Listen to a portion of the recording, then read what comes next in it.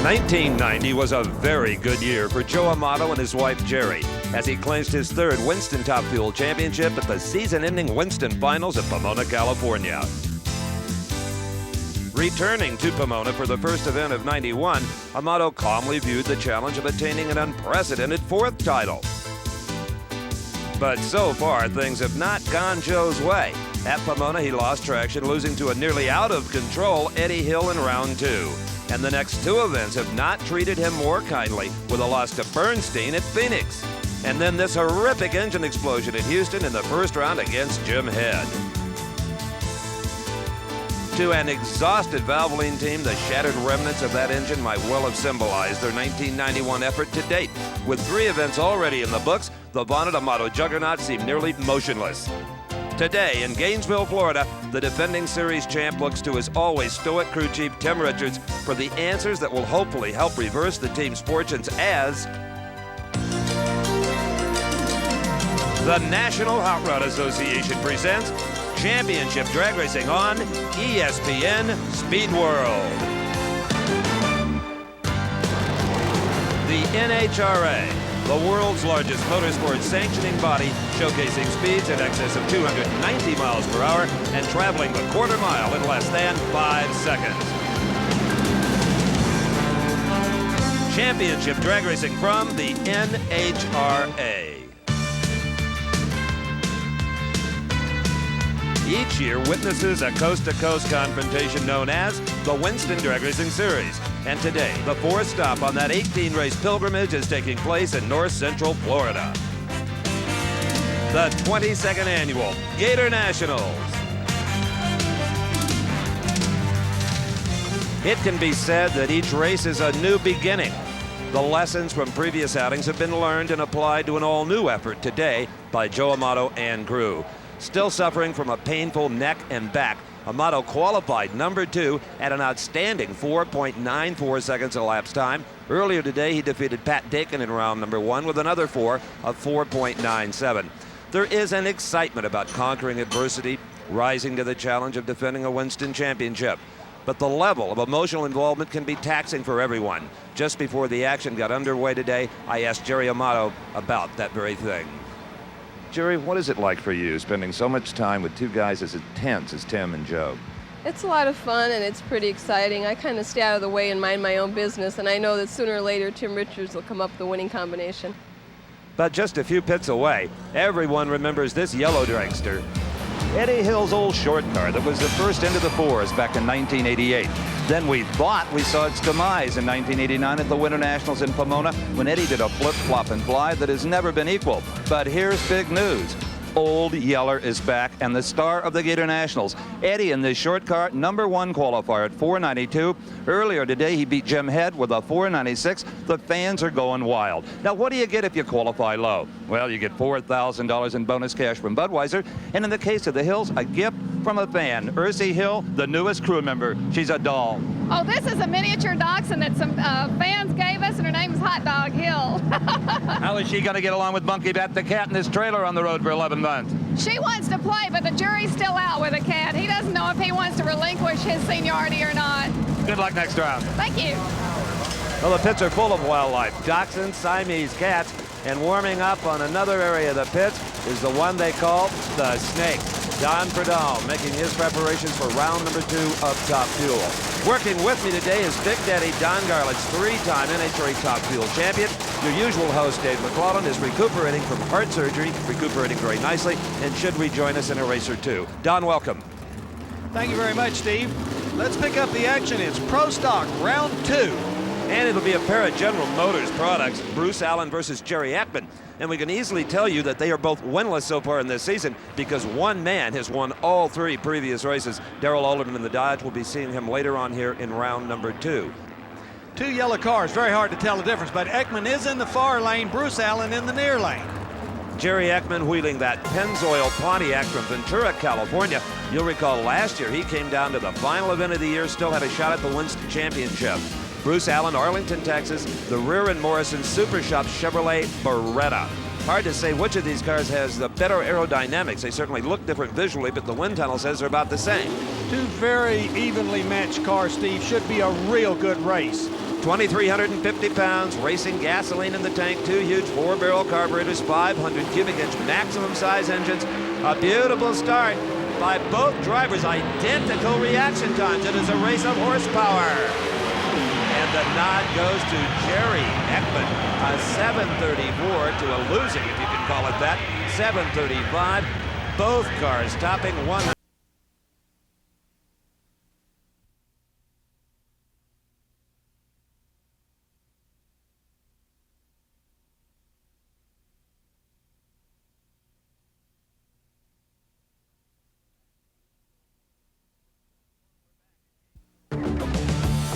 We're back in Gainesville, Florida for the Motorcraft Quality Parts Gatornationals. I'm Steve Evans along with Big Daddy Don Garlitz, and that of course is Tim Richards putting final preparations on Joe Amato's top fuel dragster for round number 2 to come. In the new tower extension here at Gainesville Raceway, anticipation high, even though this is the second weekend we have been in this part of Florida. Last week's finals being rained out and moved ahead 7 days. All right, pro stock continues. And it will be Darrell Alderman. You're on board with a man who has been undefeated this season, and he will be up against Ricky Smith. Ricky's a guy who, if he can't beat you with horsepower, he will try to do it with driving every single time. Ricky hails from King, North Carolina. In round number 1, he defeated Larry Morgan's usually strong Castrol GTX Oldsmobile.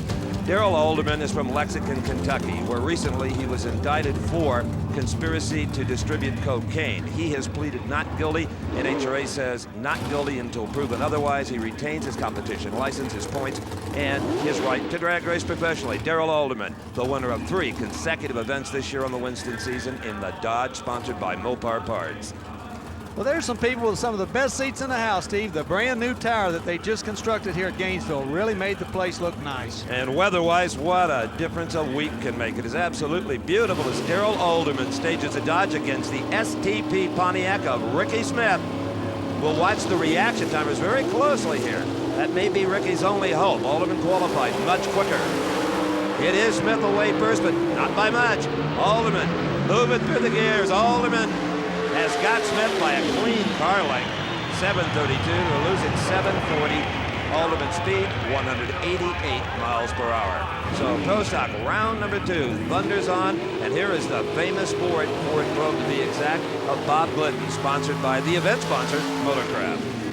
He'll be facing Butch Leal in the far lane. Now, in my opinion, Leal is one of the better levers in pro stock. He will take an advantage on the starting line. Oh, I heartily agree with that. And Butch Leal keeps his reflexes sharp, playing lots and lots of golf. From Columbus, Ohio, he might someday even try out for the Seniors Tour.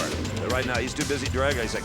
A man who's always been busy drag racing all of his adult life is Bob Glidden, the 10-time champion, who last year came up a little bit short and finished number 2 in the world. Leal in the light-colored car over in the far lane. The bright red Motorcraft Ford Probe of Bob Glidden in the near lane. As Big Daddy said, look for Leal to try to get an advantage, and Leal does. Glidden is going to need a good run to overcome what he lost in the starting line. And he's got it.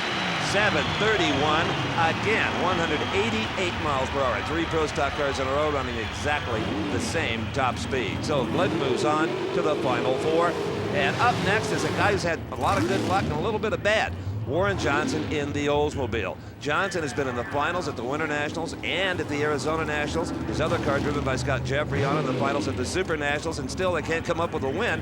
And Joe Lapone Jr. hopes to keep it that way here in the Summit Chevrolet Beretta. Joe Lapone had a tough customer in round number 1, but he disposed of him, Jim Yates. Lapone out of Berwyn, Pennsylvania. Warren Johnson driving the AC Delco Oldsmobile from Duluth, Georgia. He beat Tony Christian earlier. He was a tough character. Let's go to Steve now at the far end with Bob Glidden. Well, Bob, you look like a man that could use some encouraging words, so I have some for you.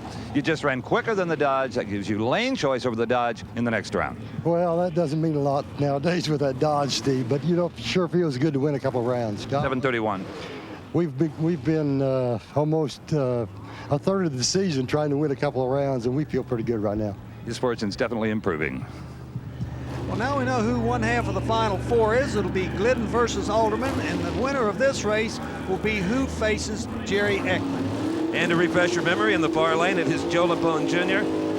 On the left side of your screen, near side on the racetrack, is Warren Johnson. Lapone tardy off the mark. You can't do that racing somebody with the power of Johnson, and there's why. A clean victory for Warren. 7:29. Big speed. Best we've seen today from the Pro Stock breed. 189 miles per hour. Lapone trails at 7:38. 187 miles per hour. So there you have it. It'll be Bob Glidden up against Darrell Alderman. The fans will be on their feet for that one. The Ford of Glidden has the lane choice. Warren Johnson versus Jerry Ekman. Oldsmobile against Pontiac. And Johnson has the lane choice by quite a margin. And already rolling into the staging lanes, Eddie the Thrill Hill, Wichita Falls, Texas, the #1 qualifier. He'll be up against Don the Snake Prudhomme, and judging by that smile, he feels awfully confident.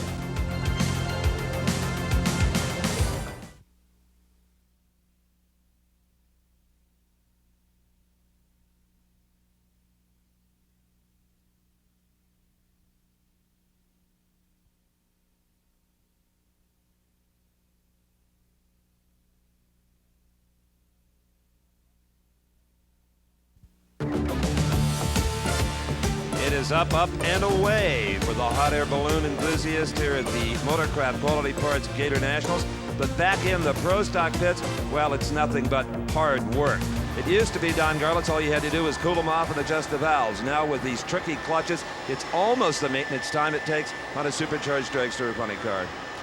And Steve, Ekman has got his work cut out for him. A 734 does not beat the 729 that Johnson turned. He has got to find some performance. And they're looking for it in chassis and clutch, and possibly even making sure that the spoiler on the rear of the car is at its absolute maximum angle of attack per the NHRA rules.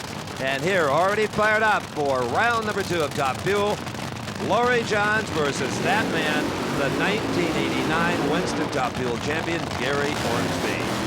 And these are a pair of drivers, both Laurie and Gary Ormsby, Don Garlitz, who have new cars under construction, feel they have maybe an inferior ride right now, but haven't got the new ones done yet. Well, neither of these cars have had a really outstanding performance in the earlier rounds, so I would imagine that both crew chiefs have been working very hard trying to get them tuned up. Now, Laurie Johns, Corpus Christi, Texas, the Jolly Rancher machine. She defeated Corey McClanath in round 1 with a nice hole shot. She was happy about that. Gary Ormsby, Roseville, California, the Castrol GTX Top Fuel dragster. He defeated Tom McEwen and Jack Clark's Mobile 1 Special in round number 1. So it's Laurie Johns, near lane, up against Gary Ormsby. These cars make, I think, 5,000 horsepower now is conservative, Don. Probably so, and that's hard to believe out of an engine that originally produced only 425 horsepower. If that. All right, there's Ormsby. The wings high in the air to provide the downforce it takes to glue these machines to the Gainesville Raceway quarter mile. Both cars, excellent levers. That's right. It is Ormsby by a wheel. Oh, Laurie won't like these numbers. Ormsby runs a 5.11. She runs a quicker 5.10. He had the advantage off the mark, 283 miles per hour. Let's see if we can see it. Does Ormsby move first? He certainly does, Steve. He took a decided starting line advantage, and if it hadn't been for that, we'd have had a different winner because Laurie Johns actually produced more power in the middle of the racetrack. Now, down at the top end, the high-speed tuning of Lee Beard, the crew chief for Gary Ormsby, paid off with a remarkable 283 miles an hour, and that's just what it took to hold him off. Well, Laurie Johns won in a hole shot in round number 1, and Gary, you beat her with a hole shot here in round number 2. Your 5.11 to her 5.10. Well, I didn't ever see her, but I could hear the motor her over there. I knew that she was right with me, you know. Now, that's all good news. Bad news is those numbers aren't what you want. You've got to get in the 4s to win this race. Oh, there's no question about it, Steve. We've been struggling all weekend, you know, and I don't know what we're going to do. I'm sure Lee will figure something out for the next round. Well, you're certainly not burning it up. No, that's for sure. Well, crew chief Lee Beard may be going to burn it up because competitors like Bernstein, Amato, and Hill, they're all in the mid-490s, and 5.10, 5.11 doesn't beat that. No, it doesn't. You're on board, kind of, with Joe Amato as our camera takes a look back at the cockpit. You saw his wife, Jerry, moving around to the front of the car to guide him back after the burnout. A sun-drenched crowd rising to their feet because the car owned by their man will be up against Joe Amato. And that, of course, will be Frank Hawley driving for Darrell Gwynn, that car in the opposite lane. And Darrell has always considered Gainesville Raceway to be his home racetrack. Well, the Joe Amato, they're all his home racetracks. Tim Richards going to work on what, Don? He's working on the little timer right there in back. Maybe it is they can change some of those management systems right at the last moment. I'd hate to be Frank Hawley today. A lot of self-imposed pressure. Gerald Wynn won this race a year ago, his last victory before his tragic accident in England. Hawley, of course, the operator of the drag racing school right here in Gainesville. Joe Amato, well, he says Joe knows drag racing. And the man from Old Forge, Pennsylvania, certainly proved that last year, winning his 3rd Winston Championship. Tying you, Big Daddy, and Shirley Downey. I'm sure he'll win a lot more, too. Probably beat us quite a bit. He's a young man. Yes, he is. Joe Amato versus Frank Hawley. You're right with Amato. You can see no smoke off those tires, but a little off of Hawley's mid-course. Tim Richardson, yes, we'll take that one, even though the car slowed up a bit. 5:06 for the winner, Amato, 275. 5:10 for Hawley at 278. And the laundry, as drag racers refer to their parachute, being stuffed into the pack of John Force's AA fuel funny car. We'll see him soon against Tom Hoover.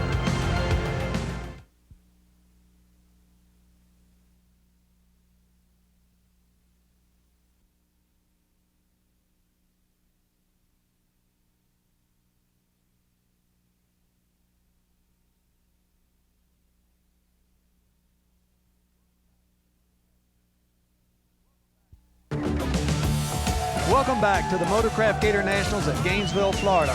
A lot of Eastern fans here. First race for the season for them. Let's go to Steve at the far end.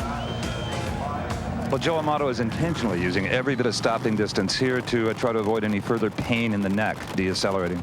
Well, the track is real long at Gainesville here, so I hit the brake handle one time before I hit the chute handle, let the car decelerate a little bit, and it definitely helps a lot. A 5:06. Did Tim soften it up, worried about the racetrack? Well, he kept it, you know, it's so hot, you know, but you don't want to beat yourself, so we hopefully got the win light, and that's what counts.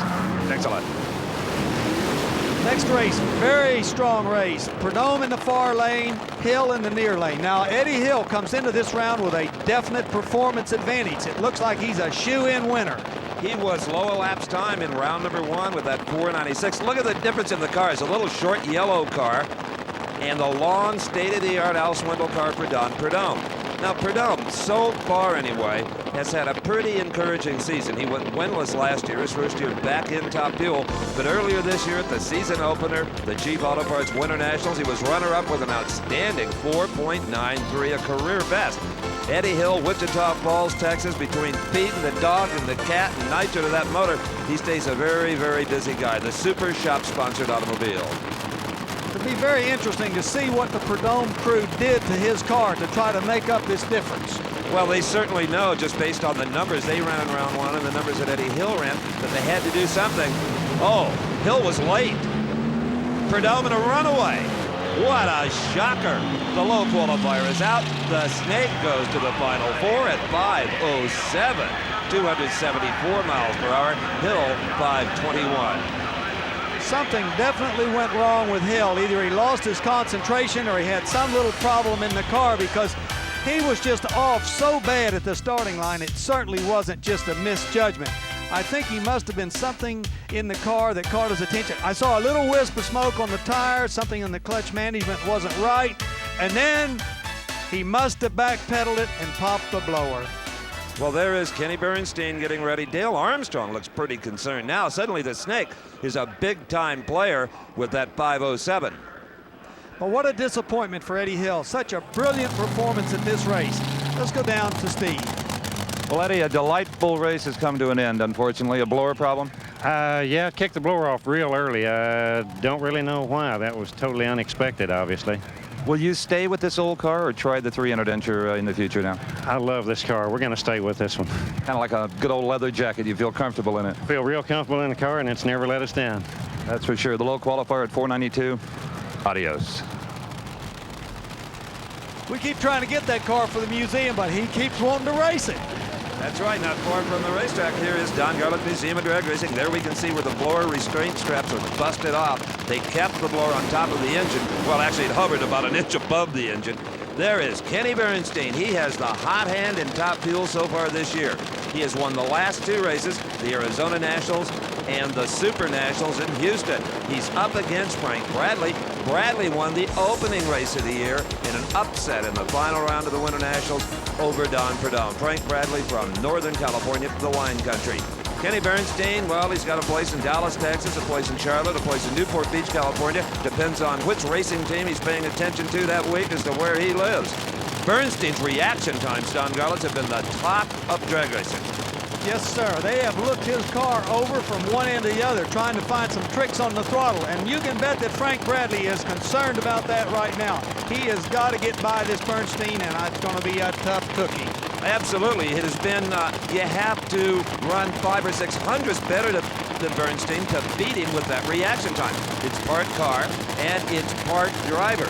Dale Armstrong has got something in that automobile, be it fuel system, clutch, that's helping Kenny Bernstein carve those incredible reaction times.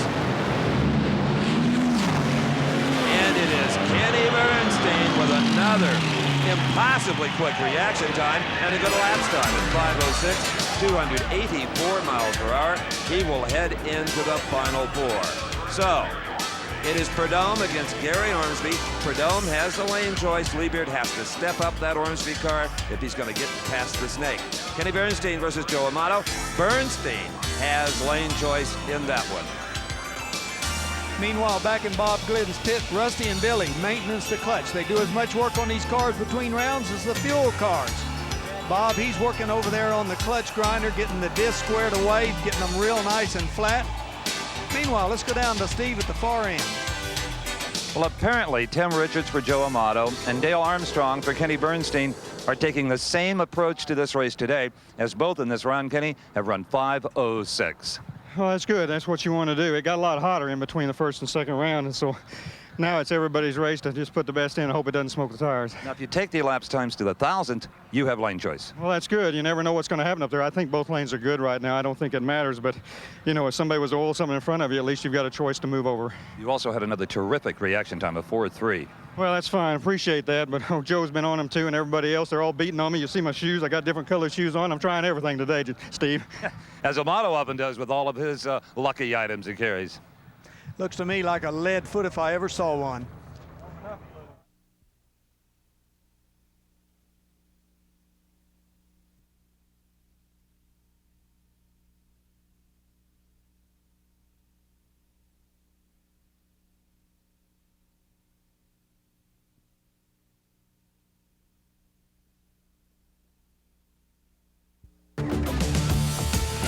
To the fans, one of the biggest appeals of NHRA Championship drag racing is the pits are open. They can go anywhere they want, get autographs, pictures, be close to the action and the superstars.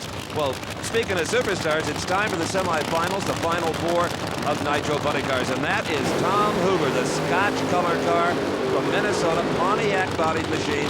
As we've explained many times before, but it bears repeating, as we look at John Force's Castrol GTX Oldsmobile, Big Daddy Don Garlits, the same basic motors as the dragsters. Yes, it is. They're just a little bit difference on the tuning because the cars do react differently as they leave the starting line, but they both produce upwards toward 5,000 horsepower. So far, Force has had a very lucky afternoon. In round number 1, his competition, Frank Kramberger, was unable to show in the staging lights. In round 2, he got by Dill Worsham with a very slow 5:44. Tom Hoover, on the other hand, has had to race every opponent every round and has really scratched and clawed himself into this position. John Force, of course, wears the number 1. He is the Winston champ from the 1990 season, a dream finally realized. Well, you know, the Winston champ has always got a strike against him. Everybody takes their best shot against you every round. That's right. In this sport, they hate repeaters. Yes, they We're do. on board with John Force. The body comes up no problem. Austin Coyle likes to do the burnout on one magneto and then put the other one into the system after the tire smoker has been completed. Did you catch those couple of little hand signals between Force and Coyle when the body was up? What do you think they meant? Well, they were, I don't know, but evidently it looked to me like Force was saying everything's okay in here. Well, it's a little like the manager in baseball signaling to the base runner, whether it's a hit and run or a run and hit or whatever. So Austin finally backs away. Well, that was the last hand signal you'll see out of Coyle. It's up to John Force now. The drivers have complete control of these cars at this point. Absolutely. Crew chief for Tom Hoover is 86-year-old father. And Force loses traction. John Force in the body blows off of Hoover's car. He's got his hands full. Yes, he did. He backpedaled that car, and it must have hydraulic, blew the blower off, and he did have his hands full. But when the body comes off, Steve, that's actually the best. That means no fire can be trapped in there with the driver. Well, right now the competition has to be saying, what does it take to beat John Force? He goes up in smoke. He appears to be history, and suddenly Hoover launches a body into orbit. As we watch this replay, it looks like Force is a sure loser, but some smoke starts to come out of Hoover's car, and then the body explodes. He must have dropped an intake valve, and it allowed Force to get by and take the win. What an unfortunate situation for Tom Hoover, but luckily he didn't get hurt. Here we see it from a different angle. What a fantastic job of driving he did as that body ripped up. You can imagine what he's got his hands full trying to steer the car with still a little flame right there as the car crosses the finish line. We watch the crew remove the body from the track, totally destroyed. This is a very expensive situation for Tom Hoover. Steve is with him now. Tom Hoover obviously okay getting into the tow vehicle. Spectacular and expensive. It really was. I blame it because I should have had a baffled tank, and when I got back on it, before my brain said I was in trouble, there was no fuel there. It went lean and bang. I seen John smoke a tire. We both backpedaled, and when I went back after it, the fuel evidently had a lean spot and ran away from the pumps and got me in trouble. Sometimes it's better though to have a body come off cleanly like that. Oh yes, we've all had them hang around and tear the car up real bad. This one went for a ride, and I knew what happened. Luckily, we were okay. Thanks, Tom. You heard Tom mention a baffled tank. That's a sheet of aluminum that's welded through the center of the tank that prevents the fuel from sloshing forward or backwards, and which would cause a lean out when you backpedal the car. He didn't have that. I bet he will the next race. Our next pair of funnies will be Mike Dunn in the near lane and Mark Oswald in the far lane. Meanwhile, back to Steve. John, what did you see through your windshield? It had to be incredible. Steve, that was spectacular. I mean, I never been that close up in one, and I never seen nothing from the outside. She was smoking the tires. My old man said, don't ever give up, ever, and I was chasing him. I thought, God, I'm gonna throw the rods out, coil's gonna kill me, and I'm smoking the tires in the lights, and all of a sudden I seen that body just go, gone. It's over for him and in for us, thank God. Well, John Force just violated every rule of fuel racing, but he won, so all is forgiven. And did some pretty forceful driving himself. Next up, two teams with dramatically different approaches to trying to win the 1991 Winston Funny Car Championship. In the near lane is that beautiful Pontiac-bodied automobile. That is Mike Dunn out of Mount Joy, Pennsylvania, a team owned by a Pennsylvania businessman. They've got all the latest equipment. They have a good shot at it. Mark Oswald, Cincinnati, Ohio, will be driving two different cars. The driver keeps the point, so you can do that. They will both look just like that In-N-Out Burger car. This one belongs to Jeff and Susan Bernstein. It will campaign in the east. The car in the west belongs to Bill Schultz and the Over the Hill gang. Oh boy, this looks like pro stock racing. It is Mark Oswald. Oh, and a huge problem, Don Garlitz. Something has went wrong. Look at the body kicked up on the backside, oil coming out of the engine. That crew is going to have a tremendous amount of work to do. From another angle, take a look at the car in the left-hand lane. Right there. It blows a left rear tire. Probably ran over a piece of debris, something on the racetrack. Completely shreds that huge left rear slick. These slicks, they turn nearly 2,000 RPM in the light, so there's a lot of force on them. And if any little thing happened to be on the track, it could have blown that tire. Look at the pieces coming off, and then the tire rubs the body, creates a tremendous amount of smoke. What a masterful driving job for Mark Oswald to be able to keep that car under control. Steve is with him now. A tremendous amount of damage, Mark Oswald, to the left rear quarter panel on this automobile. Where did the tire blow? Right after I shut it off. What do you think caused it to blow? I don't know. I was looking at the wheelie bar and things like that. Everything's intact. It was spinning the tires a little bit. No real reason. I guess we'll just have to look. Do we have a body for it? No, we don't. This is a brand new car. We just got it done in time for this race. It's a real shame to, you know, I really want to do it for Jeff and Susan this weekend at In-N-Out Burger. You know, they've been so good to us, and I'm real happy over here. It's just a shame something like this had to happen to their brand new car. People at home might be saying, well, can't you fix it? No, you couldn't fix the body. The chassis, I'm sure, is just fine. Is this a carbon fiber body or fiberglass? Yes, it is a carbon fiber body. And the downside there is you just can't fix them on the road. They have to go back to the manufacturer. The good old fiberglass bodies, well, you might have had a shot at it. They may not be giving up quite yet, though. Let's not throw in the towel for them. They got any pieces? What a tremendous amount of work would have to be done to prepare this car for the next round. We'll just have to wait and see if they can do it. So the final in front of car will pit John Force against Mark Oswald. If Oswald can make the repairs, he will have lane choice if he can make it to the staging lanes.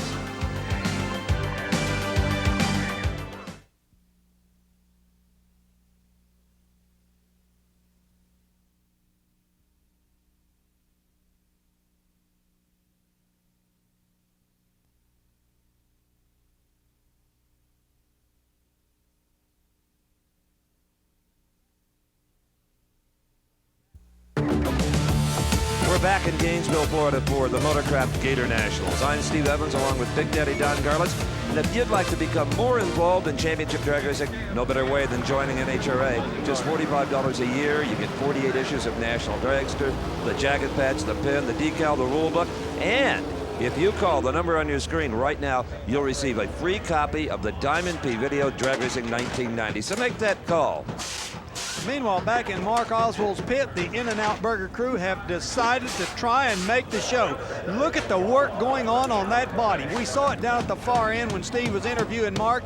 It didn't look like there was anything left, but they are going to patch that body and try to make the final. Only one thing makes this possible. They are using Tom Hoover's destroyed body for parts, carving out giant chunks of it. All right, right now it's time for the final four in pro stock. And first up will be the Mopar Dodge, Darrell Alderman. We've told you before, this car is unbeaten in 3 outings. They won the Winter Nationals, they won the Arizona Nationals, they won the Super Nationals in Houston. They've got the competition scared to death.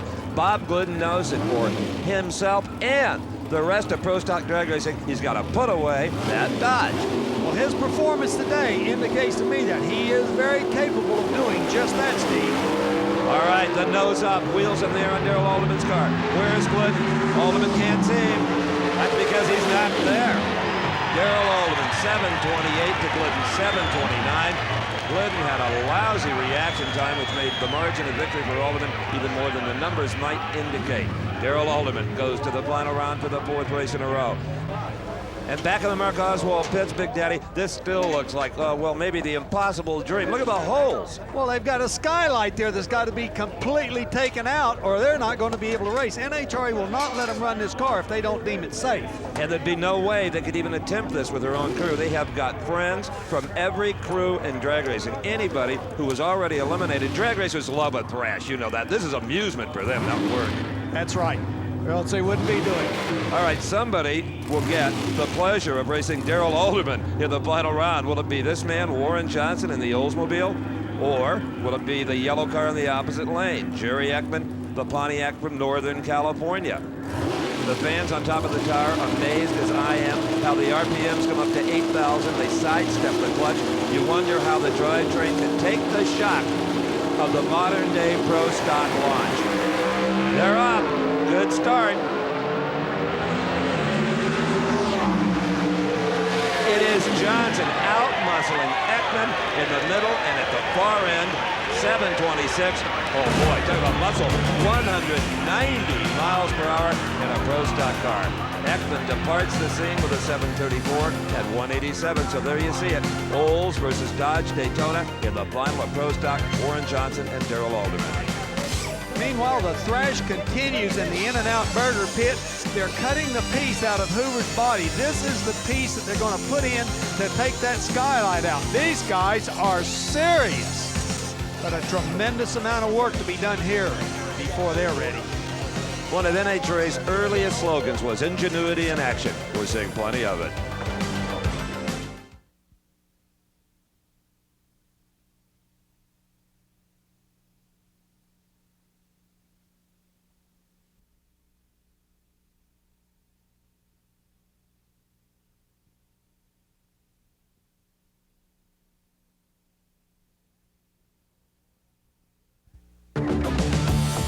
Back in Gainesville, Florida, back again in the Mark Oswald pits. Now his crew, Bill Schultz, Mark himself, DeGant, they're concentrating on the engine. All of their friends you see in the background say, let us take care of the body, all right? We'll handle the healing there. You go make some horsepower to try to beat John Force in the final. We still don't know if they're going to make it, but it won't be for a lack of numbers or trying. Shades of Gainesville '86. Remember when the belts kept coming off the wheels and destroying my fiberglass front end?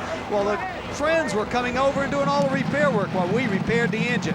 It was a big help, let me tell you. By contrast, here in John Force's pits, well, things are quite boring, actually. They're just going about their normal maintenance. They don't have nearly the problems that Mark Oswald does. All right, it is time for the final four in Top Fuel. We have got Don Prudhomme versus Gary Ormsby. Should be a wild affair. Ormsby #2 in the world last year. Prudhomme certainly on the rise in Top Fuel. One runner-up finish to his credit already this season. And you know how these guys feel. Each crew thinks that their very next run, they're going to have the problem solved and they'll be in the fours. Oh, absolutely. Don Prudhomme was in the 5-0s in the first round. Ormsby can't get out of the teens so far. Prudhomme in the near lane. Ormsby over on the far side, the Castrol GTX Top Fuel dragster.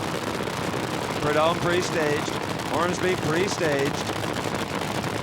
Neither driver is moving, Don. They don't want to do anything. It's a staging duel. Both drivers want to stage last. There's a lot of shoes that think that's an advantage. And look, neither front end is moving. Oh, my goodness. And the heat continues to build in these motors. This could mean wheel spin. You can hurt. Oh, Buster Couch at start. He says, come on, guys, we don't have all day. Now he's going to let them sit there for a while. All right, they're away. Ormsby with the advantage. Prudhomme with the horsepower. Don Prudhomme goes to the final round at 5:04.273.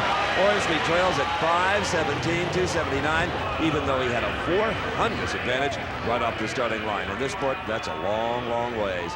All right, the starter being attached to the front of the motor on Joe Amato's car. They squirt a little gasoline into the injector to give it up prime.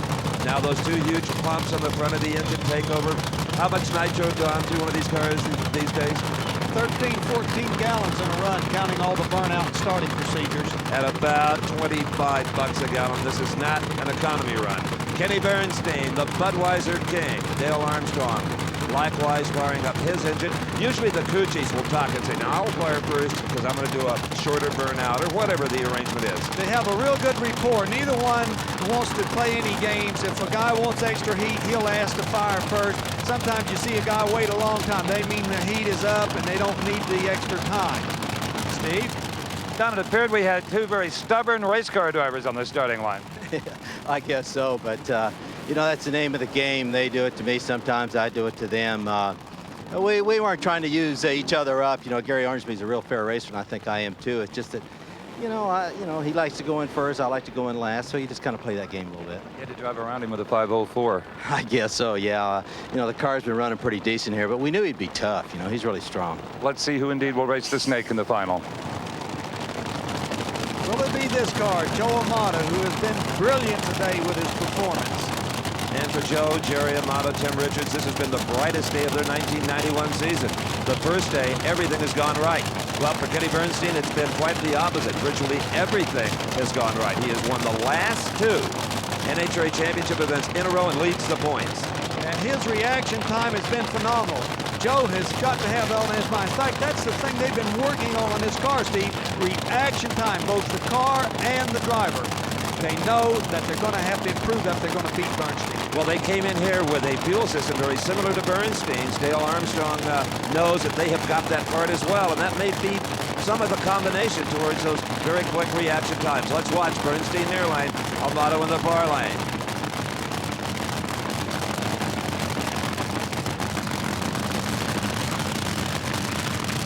Looks like they're taking a little time. It's Amato away first. Amato welds Kenny Bernstein to the starting line. A 4.05 light. 4.0 is perfect. He was 5,000ths of a second away from the light. 5.01 for Amato, 5.06 for Bernstein. So the final will be Joe Amato against Don Prudhomme. Amato with the lane choice. But it will be a real good race because both cars are running just about even. The engine is just now starting to go back together in the Mark Oswald pit. They're running a little late because they got a late start. They didn't know whether they're going to repair this car or not, and they've got a long ways to go. Meanwhile, Steve is with Joe Amato. You haven't raced Prudhomme that much, but you saw against Ormsby, he didn't want to stage. No, them guys had a little shootout at the OK Corral there. Ormsby always wants to stage second, you know, and Ormsby, you know, but I don't really care. I just go up there and do my own deal and run my own lane and don't get involved in none of that. Okay. We'll see when the time comes. That's really the best philosophy because there's no rule that says one driver has to stage ahead of the other. You're looking at the Oldsmobile Pro Stock engine and Warren Johnson's car back at his trailer. There's just moments to go before the final against Darrell Alderman. Where is Warren Johnson? Well, he's just to the front of the car, willing it to win.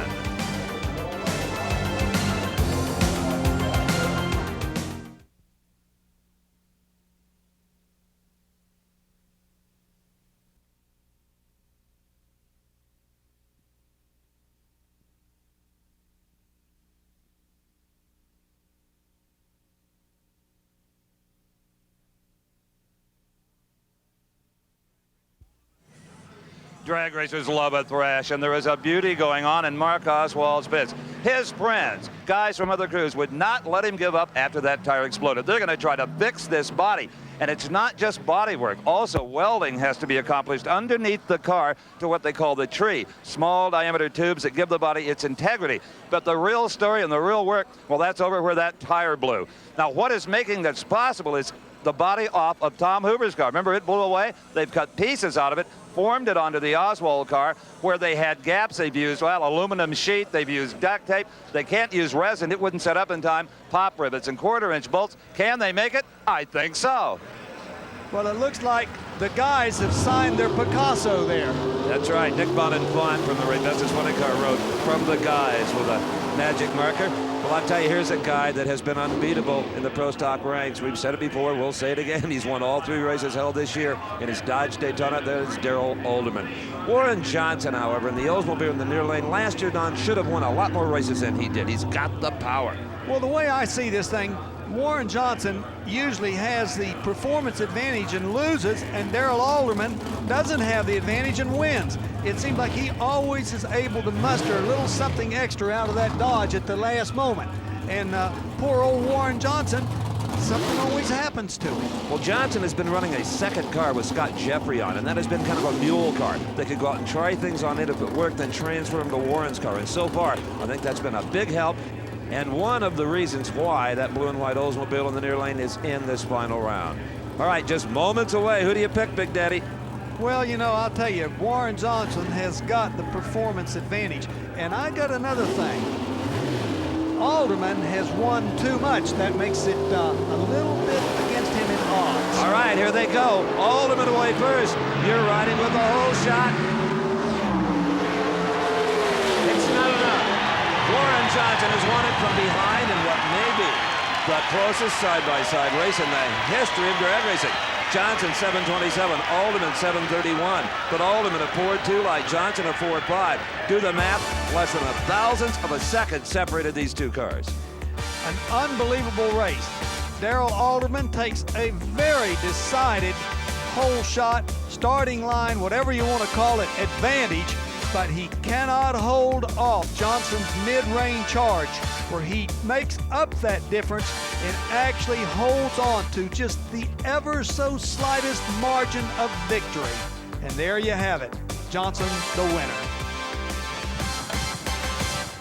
The margin of victory was so small, yet this man, you knew you won, Warren. Yeah, I saw the light just as across the line. You're looking at the wind light at almost 200 miles an hour? Well, you know, you got a little time in there.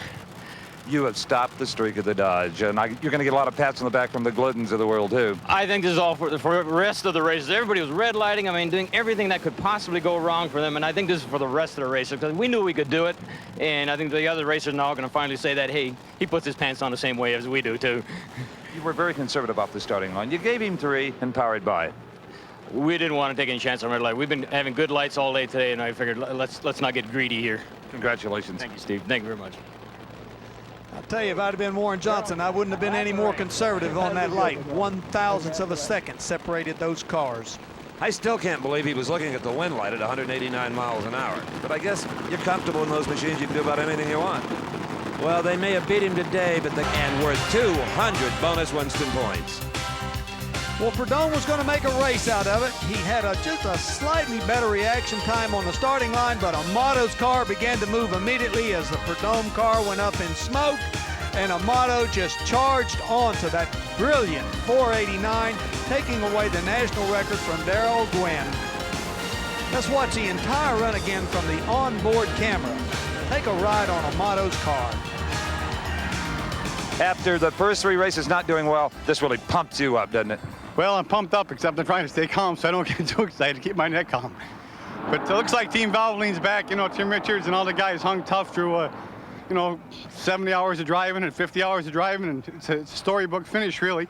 Gotcha. I'm getting emotional here, but, you know, for Keystone Automotive and Key Parts and all the people from Valvoline, you know, and, you know, it's been a good year, and we're really, last year was so exciting. It's hard to come back off that, you know, but we want to just make a run at the championship and give everybody a run for the money and have some exciting drag racing. I guess 489, that's as exciting as it's going to get. Congratulations from all of us again. Thank you very much. Well, they worked hard. They made a lot of changes on the car, and it paid off.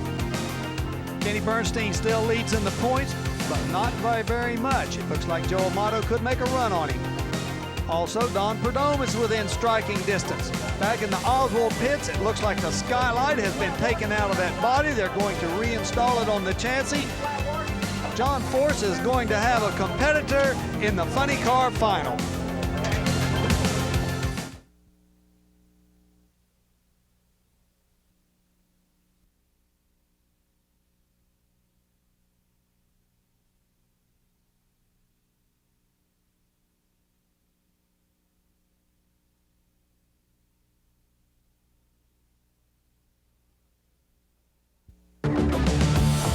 The Amato crew still celebrating at the far end of Gainesville Raceway.